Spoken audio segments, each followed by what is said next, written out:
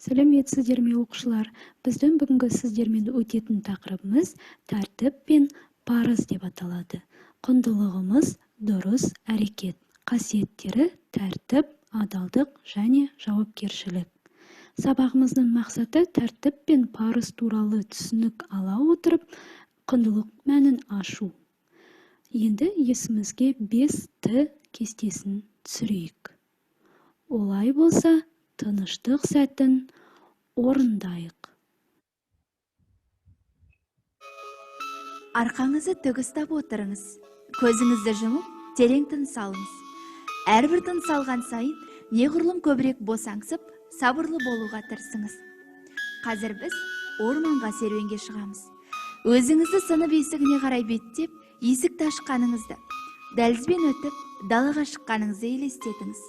Таза ауаны жұтып, шашыңызды желбіреткен желдің лебін және бетіңізді сәл-пәл қыздырған күн сәулесін сезініңіз. Орманға қарай жүре бастаңыз. Келе жатқанда абай болыңыз. Жәндіктерді басып кетпеңіз.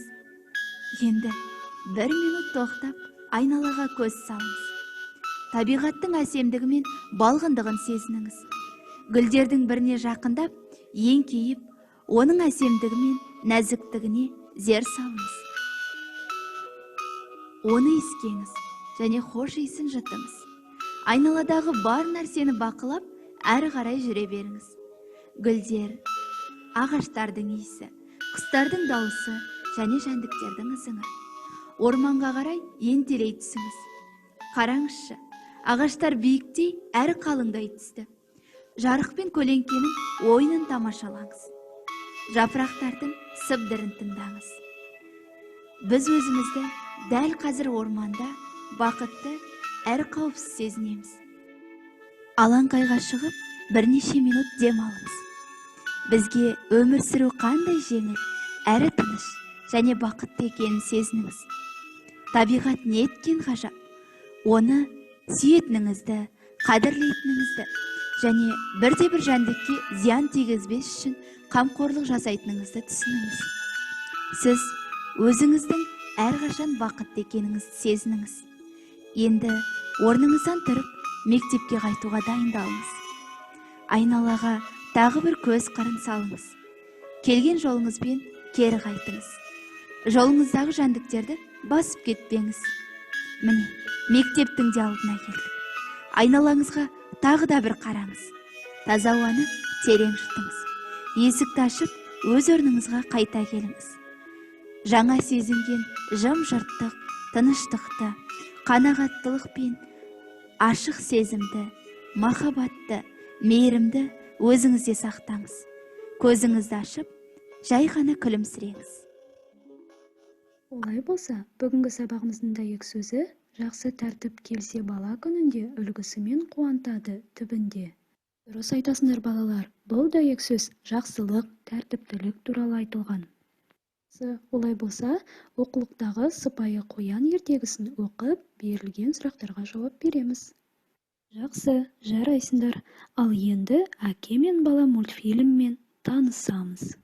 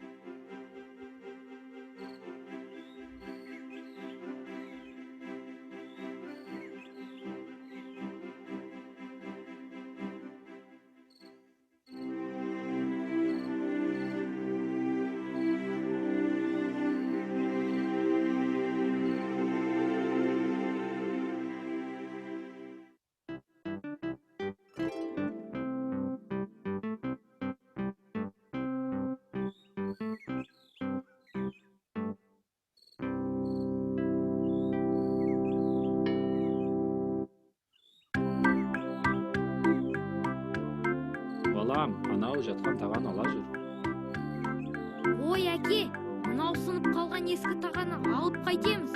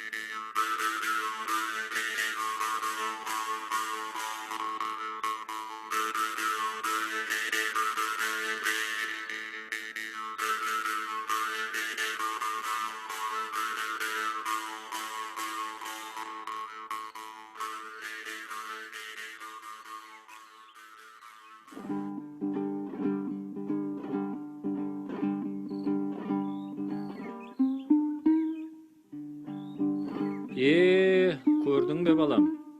Жаңа тағаны бір ғана еліп алуға ерінген едің. Енді сол тағаға алған құрманы аламын деп, бір еңкеюдің орнына 10 еңкейдің. Мұнан былай есіңде болсын балам, аз жұмысты қиын сынсаң, көп іске тап боласың.